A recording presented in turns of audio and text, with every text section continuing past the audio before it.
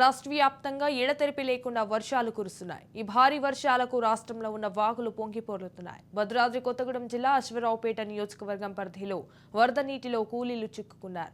భారీగా వర్షాలు కురుస్తుండటంతో పెద్దవాగు ప్రాజెక్టుకు వరద పోటెత్తింది. భారీగా వరద నీరు వస్తుండటంతో అధికారులు ప్రాజెక్టు గేట్లను ఎత్తేశారు. ఈ నేపథ్యంలో నారాయణపురం వద్ద వరద నీటిలో ఏకంగా 30 మంది చిక్కుకున్నారు. కూలీలను సురక్షితంగా ఒడ్డుకు చేర్చాలని మంత్రి తుమ్మల సూచించారు.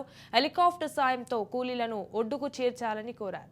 అందుకు తగినట్లుగా ఎన్డీఆర్ఎఫ్ సహాయక బృందాలకు మంత్రి తుమ్మల తగు సూచనలు చేశారు. మంత్రి సూచనల మేరకు రెస్క్యూ టీమ్స్ కూలీలను రక్షించేందుకు కృషి చేశారు.